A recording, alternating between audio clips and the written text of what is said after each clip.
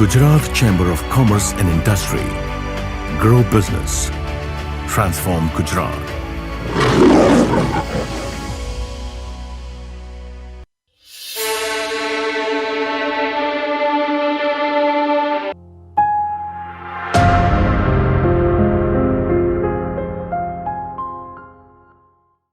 नहीं, ये बहुत इंटरेस्टिंग स्टोरी है and I think it was a blessing at relevant point of time. 1990 में world bank came up with the idea and money. हम उन लोगों ने क्या किया कि भाई हम पैसा हमारे पास है, हम पैसा गवर्नमेंट ऑफ इंडिया को देना चाहते हैं और ये बताना चाहते हैं कि आप कुछ इंस्टीट्यूशन तैयार कीजिए जो वेंचर कैपिटल का काम करें. अब उन्होंने फर्दर समझाया कि वेंचर कैपिटल होता क्या है, कि कोई भी किसी के पास भी इनोवेशन होगा, टेक्नोलॉजी होगी जो पूरा मार्केट को डिसरप्ट कर सकती है. ठीक है, तो वो तो किसी टेक्नोक्रेट के दिमाग में होगी. अब उसको वो सोसाइटी में लाने के लिए पैसे की जरूरत होगी. अगर ऐसा entrepreneur if he is not partnered with the right capital तो टेक्नोलॉजी रिवॉल्यूशन हो नहीं पाएगा. सोसाइटी और इकोनॉमी को वो जो बेनिफिट चाहिए वो नहीं मिलेगा. तो पॉइंट ये है कि technology revolution will have a multiplier effect whether society change, economic aspect and other things, right. तो ऐसे जो टेक्नोक्रेट है जिनके पास कुछ disruptive technology, untried, untested, but ऐसा लगता है कि ये टेक्नोलॉजी कुछ डिसरप्ट कर सकती है, ठीक है, तो ऐसे टेक्नोक्रेट के साथ पार्टनर किया जाए विथ कैपिटल कि चलिए आप टेक्नोलॉजी का दिमाग लगाइए, मैं पैसा लगाता हूँ, हम दोनों पार्टनर बनते हैं. मे बी अगर ये सक्सेसफुल हुआ कमर्शियली, ठीक है, तो maybe you will have a larger reward, I will also have some reward. ठीक है, तो ये पार्टनरशिप का अप्रोच था, बहुत वंडरफुली डिजाइन था. अब कैपिटल भी वहाँ से आया और कैपिटल मल्टीपल टाइम्स आया वर्ल्ड बैंक से. इंडिया में ऐसी 3-4 इंस्टीट्यूशन सेटअप हुई, ठीक है, इसमें GVFL was one of them. उसके बाद पैसा आता गया. उनकी जो थीसिस थी कि आपको अनट्राइड, अनटेस्टेड टेक्नोलॉजी ढूंढनी है जो प्रोटोटाइप में कन्वर्ट हो सके and you can reach to a pilot level. ठीक है, तो ऐसे ऐसे टेक्नोक्रेट भी मिले. और मैं आपको बताऊं GVFL में तब से लेके जो पहले 15 साल इन्वेस्टमेंट हुए, ठीक है, every technology was unique at relevant point of time. बहुत ही अच्छी अच्छी टेक्नोलॉजी और अच्छे अच्छे एंटरप्रेन्योर मिले.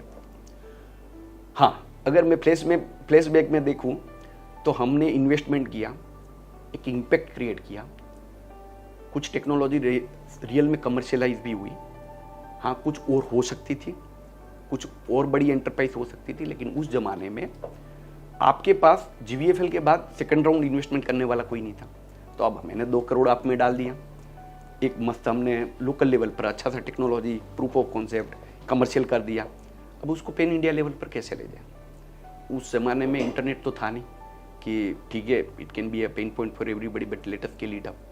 तो वो स्केलिंग अप के लिए अनाबलिंग जो चीज़ें थी वो नहीं थी, और जो दूसरा राइट कैपिटल चाहिए टू ग्रो, राइट, वो भी अवेलेबल नहीं था. तो इसी कारण मैं ये कहता हूँ कि हम फॉर्चुनेट थे कि out of that large portfolio जो भी क्रिएट था, ठीक है, 30-40% बाय डिज़ाइन आज के दिन में भी इन्वेस्टमेंट करते हैं, वो स्टार्टअप सर्वाइव नहीं करते, उस जमाने में भी नहीं की. लेकिन कुछ कंपनीज ऐसी थी they could survive. Few companies become very large enterprises. ठीक है, तो इक्विटी रिटर्न डिसप्रोपोर्शनेटली उसमें हायर आ गया, तो रिटर्न अच्छे जनरेट हो गए. ठीक है, उसके बाद ओवरऑल इकोसिस्टम ग्रो हो गया. ठीक है, तो आज के दिन में 10 साल में हम भी जहाँ पोर्टफोलियो सिलेक्ट करते हैं, तो अच्छी बात यह है कि जो एंड वेंचर कैपिटल पूरा इकोसिस्टम है ना, कनेक्टेड है. जैसे हर एक VC अगर 5 साल से बिजनेस में है तो सब लोगों को जानता है, everybody knows each other, right. हम इन्वेस्टमेंट करते हैं तो हम क्या करते हैं, हम जितने भी इंक्यूबेटर, एक्सेलरेटर काम कर रहे हैं उन सब में क्या क्या एक्टिविटी लेवल हो रहे हैं वो हम सब ध्यान रखते रहते हैं कि कहाँ पर अच्छे एंटरप्रेन्योर क्रिएट हो रहे हैं. ठीक है, अर्ली ट्रैक्शन दिखा रहे हैं. हम जहाँ इन्वेस्टमेंट करते हैं, ठीक है, वहाँ पर दूसरे VC वाले ध्यान रखते हैं. ठीक है, गौर तुमने ये किया, मुझे भी कुछ करना है इसमें. तो होता क्या है कि एक स्पायरलिंग इम्पैक्ट आती है। तो मेरे इन्वेस्टमेंट में सेकंड राउंड भी होता है, थर्ड राउंड भी, मीन्स मेरे यानी किसी भी वीसी के साथ होता है कि अगर आपने अच्छा इन्वेस्टमेंट किया है और अगर वो फाउंडर अच्छा एग्जीक्यूट कर रहा है तो दूसरे सारे इन्वेस्टर से वो सब ध्यान रख के बैठे हैं कि लास्ट ईयर कितनी कंपनी फंड हुई।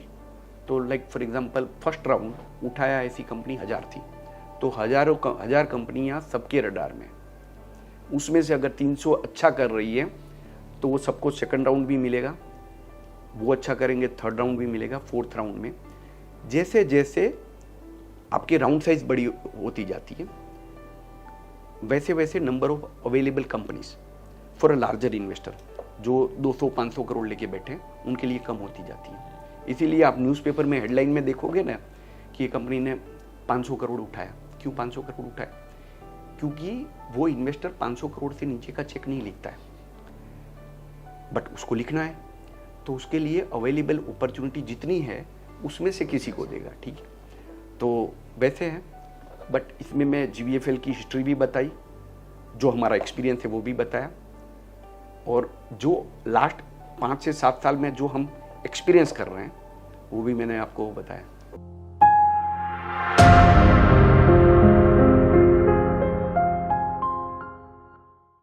देखिए ऐसा है कि एंटरप्रेन्योर जब चालू करता है ना तब वो रियली ब्लेस्ड फील करता है कि उसको पहले 25-50 लाख का सपोर्ट मिल जाए, ठीक है। वो 50 लाख का सपोर्ट मिल गया, चाहे इंक्यूबेटर में हो, एक्सेलरेटर में हो, और हर एक इंक्यूबेटर एक्सेलरेटर के पास वो कहीं ना कहीं कुछ एंजल इन्वेस्टर के साथ या उनका खुद का भी प्रोग्राम रन होता है कि जिसमें वो एग्जिस्ट करता है। तो आपको एक इंफ्रास्ट्रक्चर मिल गया जहाँ पर बैठ के काम करते हो, आपने अपनी एक आइडेंटिटी क्रिएट कर ली कि भाई अब मैं स्टार्टअप हूँ, आपको 50 लाख का सपोर्ट मिल गया, तो आपको अर्ली कुछ टीम मेंबर्स मिल गए, ठीक है। अब वो सपोर्ट के साथ आपने कुछ फर्स्ट प्रोडक्ट बना लिया, फर्स्ट वर्जन ऑफ प्रोडक्ट, ठीक है, या टेक्नोलॉजी जो भी बोलो, तो उसको देख के कुछ एंजल इन्वेस्टर्स आ जाते हैं, ठीक है। अब एंजल इन्वेस्टर आ जाते हैं, वो 2-4-5 करोड़ का अगर सपोर्ट मिल जाता है तो बहुत बड़ा सपोर्ट होता है, उसको एक अनाबल करता है कि अगर 10 स्टार्टअप ऐसे सपोर्ट पा लेंगे तो करीब करीब 5 स्टार्टअप एक लेवल तक स्केल कर लेंगे कि उनको pre series A funding, pre series A हम बोलते हैं, जो 10 से 15 करोड़ के बीच में होता है।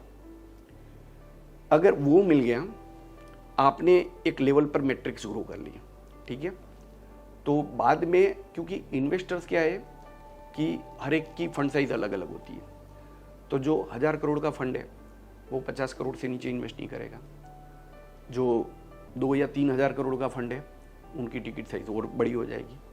सो द पॉइंट इज कि हर एक जो फंड होता है, इन्वेस्टर होता है, वो अपना काम करता है। आप एज ए एंटरप्रेन्योर अपना काम कर रहे हो कि भाई ठीक है, मैंने लास्ट राउंड 10 करोड़ का उठाया था लेकिन मैंने बहुत अच्छा काम किया, मैंने अच्छे से मैट्रिक्स ग्रो किए हैं, तो अभी मुझे 50 करोड़ मिलेगा कि नहीं। अगर आपने किया है, अगर मार्केट साइज बहुत बड़ी है, ठीक है, वैल्यू क्रिएशन की पॉसिबिलिटी है। कभी कभी क्या होता है कि कुछ बिजनेस ऐसे होता है कि जैसे जैसे बढ़ते जाते हो ना, चीज़ें कॉम्प्लिकेट होती जाती है क्योंकि उसको संभालना भारी काम होता जाता है। कुछ बिजनेसेस ऐसे होते हैं कि टेक्नोलॉजी के माध्यम से आप पहले बहुत मेहनत लगती है, फिर आपको समझ में आ जाता है कि ये सिस्टम प्रोसेसेस को टेक्निकली प्लग इन करते जाते हैं, तो टेक्नोलॉजी अपना काम करती है, ठीक है। फिर और बड़े होते जाते हो तो आपको और एजुकेशन होता है कि कस्टमर भी आप टेक्निकली एक्वायर कर सकते हो, एग्जीक्यूशन भी टेक्निकली हो रहा है, फुलफिलमेंट भी टेक्निकली हो रहा है। तो the point is the technology is playing its role. तो कुछ बिजनेसेस एक लेवल के बाद बाय डिजाइन इन्वेस्टर को स्केलेबल लगने लगते हैं। तो अगर बहुत बड़ा मार्केट एग्जिस्ट करता है, आपने मैट्रिक्स यहाँ से यहाँ ग्रो कर लिए, तो बड़े बड़े इन्वेस्टर्स आते जाते हैं। तो अब जैसे आपको 1000 करोड़ मिल गए, ठीक है, 10,000 करोड़ की वैल्यूएशन से। वैल्यूएशन क्या होता है, 1000 करोड़ वाला 10% स्टेक लेगा, ठीक है, तो 10,000 करोड़ की वैल्यू हो गई। अब स्टार्टअप अपने आप में सोचेगा, उसके आसपास के लोग सोचेंगे, अरे भाई ये तो अभी यहाँ था, अभी इतना बड़ा कैसे हो गया, न्यूज़पेपर में फोटो आ रहे हैं। तो पॉइंट ये है कि ये जर्नी इतनी रिवॉर्डिंग है कि 5-6 साल में आप कुछ नहीं थे और कुछ हो गए, बहुत बड़ा चेंज आता है, ठीक है, और वो पॉसिबल है कोई भी स्टार्टअप के लिए, कोई भी फाउंडर के लिए।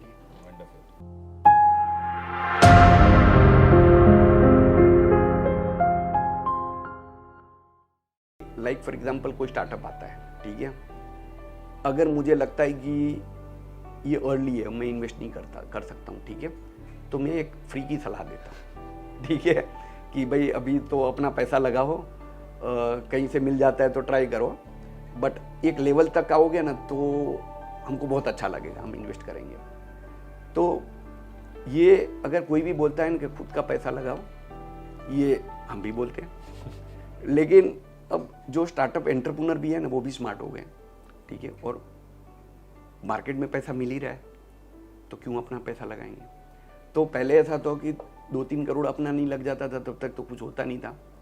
आज के दिन में भी ऐसा नहीं है कि बिना पैसे लगाए होता है। आप अगर 10 स्टार्टअप देखो तो 5-6 स्टार्टअप तो ऐसे ही है कि जिन्होंने अपना या अपने फ्रेंड्स रिलेटिव या उसको भरोसा कर सके उन लोगों से ही पैसा लिया। लेकिन 10 में से 4 स्टार्टअप ऐसे भी है कि जिन्होंने एक भी पैसा नहीं लगाया तो भी उनके स्टार्टअप एक लेवल तक पहुंच गए या बहुत आगे भी बढ़ गए। तो अगर ये कोई सलाह दे रहा है तो वो सलाह मान के चलिए कि वो जनरल एडवाइस नहीं है, मे बी उसको आपके बिजनेस मॉडल में अभी इतना एक्साइटमेंट नहीं आ रहा है, इसके लिए शायद बोलता है, अदरवाइज आज के दिन में वो नहीं रहा।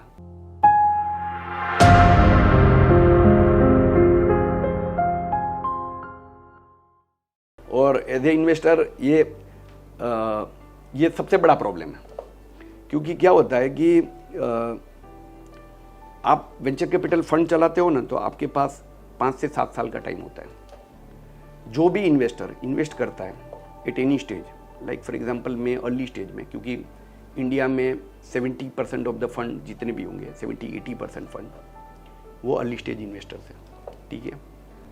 तो पॉइंट ये है कि आप इन्वेस्ट कर रहे हो, आपसे पहले कुछ एंजल इन्वेस्टर ने इन्वेस्ट करके रखा है, ठीक है, फिर आप इन्वेस्ट कर रहे हो। तो अगर मैं 10 करोड़ इन्वेस्ट करता हूँ, ठीक है, तो अगर मैं 10% भी स्टेक लेता हूँ, क्योंकि मैं ज़्यादा स्टेक ले लूँगा तो बाद में नेक्स्ट राउंड नहीं होगा, क्योंकि फाउंडर ऑलरेडी 30-40% डाइल्यूट करके बैठा है। अगर आप तो नेक्स्ट राउंड ऑफ इन्वेस्टर बोलेगा कि अरे भाई हमको तुम ऐसे फाउंडर अच्छे लग रहे हो, लेकिन 40% तो तुम ऑलरेडी किसी को दे चुके हो, तो तुम्हारा इतना इंसेंटिव मुझे दिख नहीं रहा है कि मैं और 25% लूँ। तो अब जो पहला राउंड वाला होता है, पहला नहीं कोई भी राउंड वाला होता है, वो 10 से 15% स्टेक लेता है। मैंने 10 करोड़ डाले, 10% स्टेक लिया, मैथमेटिकली वैल्यू हो गई 100 करोड़ की। अब पॉइंट ये है कि क्या मैं खुद मानता हूँ कि आज के दिन में 100 करोड़ की वैल्यू है? Answer is no. कोई भी इन्वेस्टर, हाँ ठीक है, सब अपना अपना जस्टिफाई करते हैं, बट वैसा नहीं है। आप बिलीव करो कि वही का वही स्टार्टअप मार्केट में, चलो मैं फंडिंग नहीं उठाना है, मैं कहीं बेच के आता हूँ 100 करोड़ में, होगा? पॉसिबल ही नहीं है। 2 करोड़ नहीं, 2 करोड़ जो आपने बताया, 2 करोड़ भी कोई नहीं देगा। तो पॉइंट ये है कि इन्वेस्टर जो इतना समझदार इंसान है, उसने 100 करोड़ का वैल्यू क्यों किया?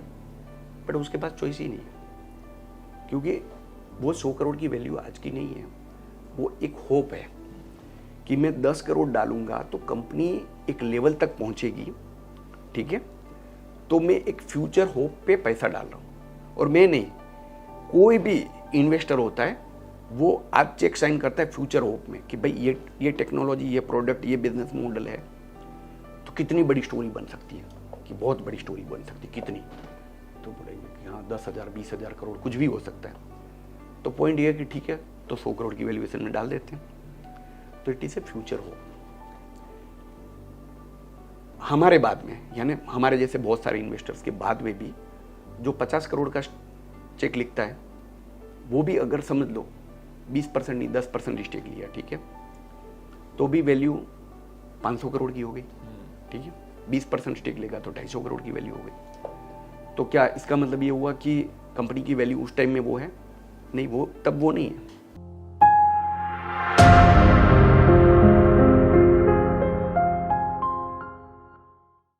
स्टार्टअप में सबसे पहले अगर देखना हो ना तो product market founder fit, business model, scalability.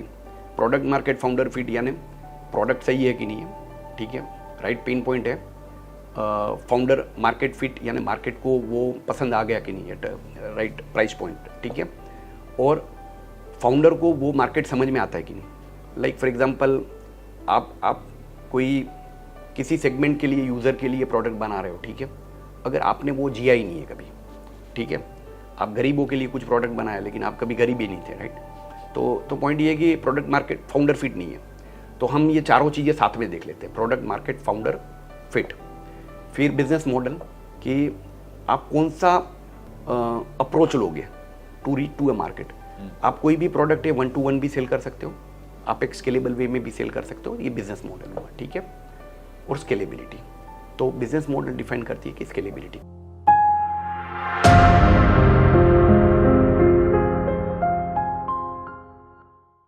देखिए ऐसा है कि मैं सिंपल रिटर्न मीन्स गुजराती लोगों को मीन्स रिटर्न ऑन इन्वेस्टमेंट समझ में आता है, ठीक है, जैसे गोल्ड में है तो पता है कि इतना मिलेगा, रियल एस्टेट में है तो इतना मिलेगा, स्टॉक में है तो डिपेंडिंग ऑन एक्सपर्टाइज क्या मिलेगा, ठीक है, म्यूचुअल फंड में कितना देते हैं वो मार्केट का डेटा अवेलेबल है।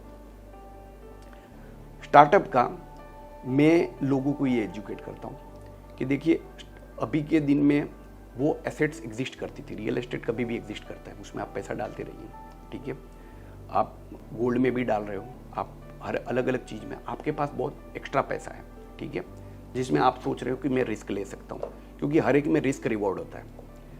तो एक नया एसेट क्लास खुला है, लाइक फॉर एग्जांपल आप एंटरप्रेन्योर हो तो आज के दिन में डिजिटल एसेट्स है, तो मैं एंटरप्रेन्योर को ये बोलता हूँ कि तुम अगर अच्छी टेक्नोलॉजी जानते हो, ठीक है, तो सॉफ्टवेयर बनाए वो एसेट है, क्योंकि सॉफ्टवेयर आप एक को किसी को यूज़ करने के लिए दोगे तो महीने का 2 लाख रुपया देगा, लेकिन आप सॉफ्टवेयर को एक स्केलेबल वे में ग्लोबल मार्केट करो तो ऐसे एक कस्टमर की जगह 1000 कस्टमर हो सकते हैं, 10,000 हो सकते हैं, लाख हो सकते हैं। तो आपने काम तो एक बार ही किया, सॉफ्टवेयर डेवलप किया, लेकिन आप ग्लोबली पैसा कमा रहे हो। और इंडिया में ऐसे बहुत सारे स्टार्टअप है, मेरे पोर्टफोलियो में भी है, तो वो क्या होगी, सॉफ्टवेयर एसेट होगी, वो आपको बहुत ROI जनरेट करती है क्योंकि आपने एक टाइम डेवलप किया, फिर टेक्नोलॉजी सपोर्ट कॉस्ट है, ठीक है, लेकिन आपको पैसा देती है। आपने वेबसाइट बना दिया, वेबसाइट पे आपके 1 लाख 10, 1 लाख 2 लाख 5 लाख यूज़र आ रहे हैं, ठीक है, मैंने ऐसे ऐसे स्टूडेंट्स को देखा, एक वेबसाइट बना दिया, एसेट हो गई, ठीक है, फिर हर महीना 2 लाख रुपया 3 लाख रुपया 5 लाख रुपया आ रहा है, वो एसेट है, डिजिटल एसेट। सो पॉइंट ये है कि आज के दिन में ROI जनरेट करने के लिए आप ये नए एसेट क्लास खोलें। अब पॉइंट ये है कि आप डायरेक्टली सॉफ्टवेयर में कैसे डालोगे, तो आप ये देखोगे कि कौन सी स्टार्टअप एक रिलेवेंट टेक्नोलॉजी, रिलेवेंट सॉफ्टवेयर या रिलेवेंट बिजनेस मॉडल पे काम कर रही है जिसमें पैसा डालो, ठीक है, तो एक्सपर्टाइज लगती है, बट उसमें अगर वैल्यू क्रिएट होती है तो वैल्यू अर्ली इन्वेस्टर जो एंजल इन्वेस्टर होता है, क्योंकि एंजल इन्वेस्टर सबसे पहले जुड़ता है, उसका रिस्क भी ज़्यादा है, ठीक है, वो अगर 10 स्टार्टअप में इन्वेस्ट करेगा तो हो सकता है एक आध सक्सेसफुल हो, बट वो 50x देगा, 50 टाइम्स, ठीक है, जो लेट स्टेज में ज्वाइन करता है वो 10x कमाता है इन अ सक्सेसफुल स्टार्टअप। तो पॉइंट ये है कि आज के दिन में ये बहुत बड़ा सेगमेंट है कि जिसमें बहुत बड़ा ROI कमाया जा सकता है।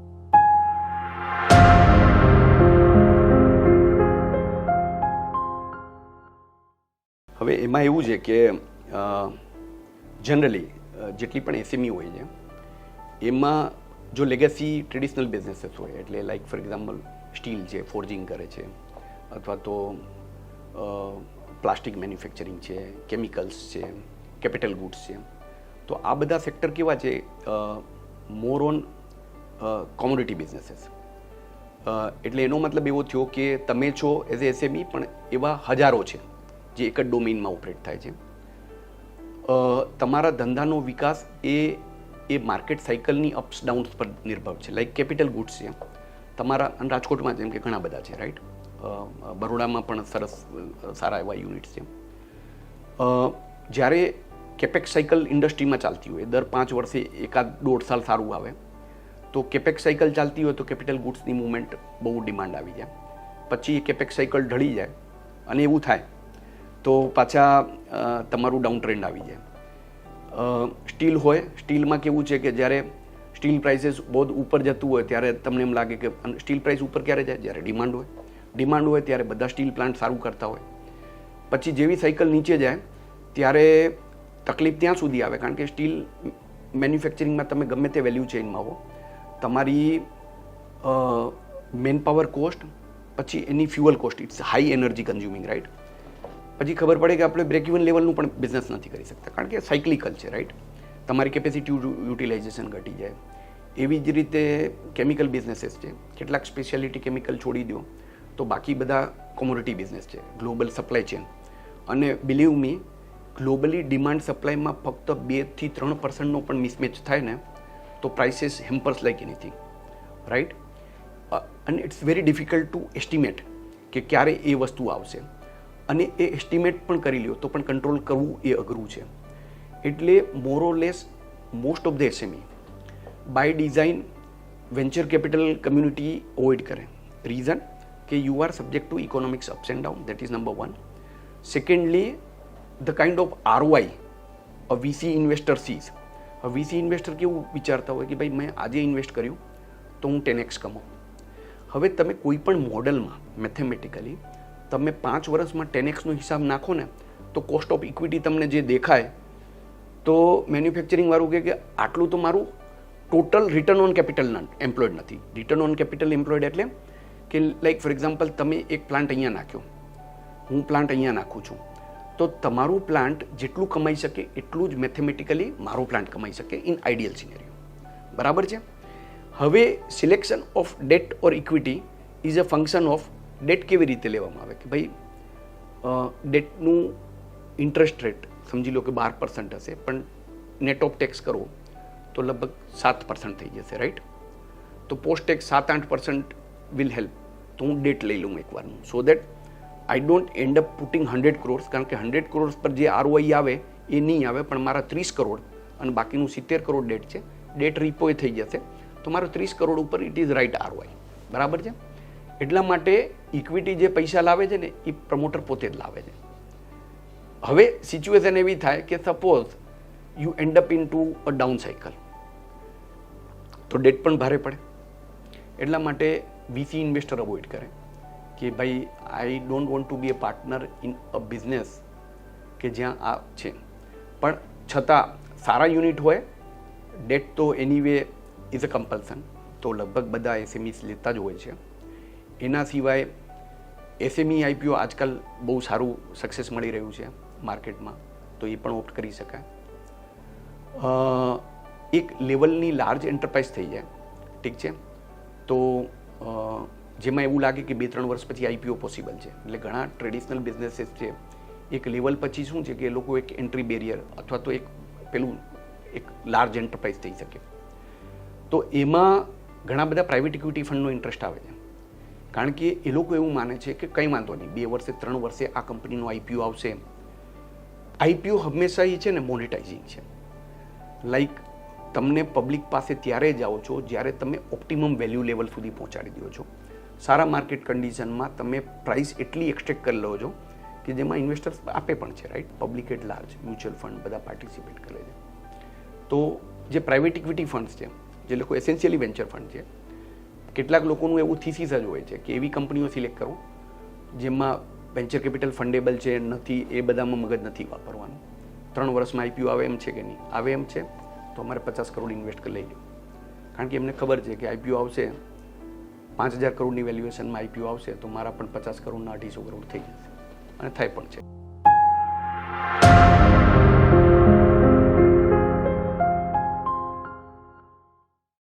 सबसे पहले कंजम्पशन स्पेस लगता है. कंजम्पशन में कुछ भी आ सकता है, ब्रांड प्ले हो सकता है, हॉस्पिटलिटी, ट्रैवल, एनीथिंग, रिटेल. सो एक कंजम्पशन है. लगता है कि नेक्स्ट 10 साल में इंडिया की जो GDP का ग्रोथ है, अब लास्ट 7-8 साल का भी ट्रेंड देखो, जितना भी हमारा GDP ग्रोथ है 50 to 60% कंट्रीब्यूशन कंजम्पशन का रहा है. जब भी इकोनॉमी ग्रो होती है, लोगों के पास डिस्पोजेबल इनकम बढ़ती जाती है, तो डिस्पोजेबल इनकम बढ़ती है तो कंजम्पशन में ज़्यादा जाता है, and consumption brings faster growth. तो कंजम्पशन लेड बिजनेस मॉडल है, तो वो उसमें मैक्सिमम इन्वेस्टमेंट आएगा. हेल्थ केयर है, क्योंकि India is a very large country. Health care में आप देखो तो अक्रॉस सप्लाई चेन बहुत सारे बिजनेस मॉडल की जगह है. from the healthcare access, enabling healthcare access, to creating infrastructure, to creating great insurance product, to creating supply chain, to medical devices, affordable medical devices. तो बहुत सारी जगह पर इनोवेशन हो रहे हैं, business model innovation, product innovation. सो health care में बहुत पैसा आएगा. ESG क्लाइमेट ये है, तो इसमें बहुत सारी डिसरप्शन हो रहा है. और बहुत अच्छी बात ये है कि गवर्नमेंट की जो एनेबलिंग पॉलिसी मीन्स ग्लोबली अगर आप देखो तो India is only the country कि जो बढ़ चढ़ के ये बताया कि ESG is a mandatory requirement globally everybody. ठीक है, और हमारी पॉलिसी उस हिसाब से डायरेक्ट हो रही है. ठीक है, तो ये स्पेस में भी बहुत पैसा आएगा, और ये स्पेस में ग्लोबली पैसा आएगा. मीन्स ग्लोबल बहुत सारे फंड्स ये टारगेट करके बैठे. तो ये सेक्टर है ब्रॉडली, ये 3 सेक्टर लगभग बहुत सारी चीज़ें कवर करते हैं. तो मेरे हिसाब से एनी एंटरप्रेन्योर अगर सोच रहा है तो ये स्पेस में अगर कुछ आइडिया एंड बहुत सारे आइडियाज भी है. Lovely. Thank you very much, sir. Sir, one last thing. Okay, your last final message to all the startup founders of Gujarat and outside. मैं सिर्फ ये कहना चाहूँगा स्टार्टअप फाउंडर्स के या पोटेंशियल स्टार्टअप फाउंडर से. पोटेंशियल फाउंडर्स को बहुत इम्पोर्टेंटली ये सुने और सोचें, और कि ये एंटरप्रेन्योरियल जर्नी है, बहुत रिवॉर्डिंग जर्नी है. हाँ, डिफ़िकल्टी है, लेकिन डिफ़िकल्टी उतनी नहीं है जिसके सामने जितना रिवॉर्ड है. तो लाइफ टाइम में in early your age it's worth taking a risk. आप रिस्क लोगे, रिवॉर्ड बिल्कुल आपको फॉलो करेगा. और बिलीव मी, आज के दिन में फेल्ड एंटरप्रेन्योर की भी बहुत वैल्यू है. तो आप फेल भी हो जाओगे मार्केट में. आप देखो बहुत सारे इन्फ्लुएंसर भी मार्केट में अपने क्लियरली अपने बायोडेटा में लिखते हैं कि मैं failed twice, failed once, right. तो आज के दिन में लोग उसको एक्नॉलेज करते हैं, अप्रिशिएट करते हैं. तो कोई बात नहीं, आप फेल हो जाइए, लेकिन स्टार्ट करिए. Gujarat Chamber of Commerce and Industry. Grow business. Transform Gujarat.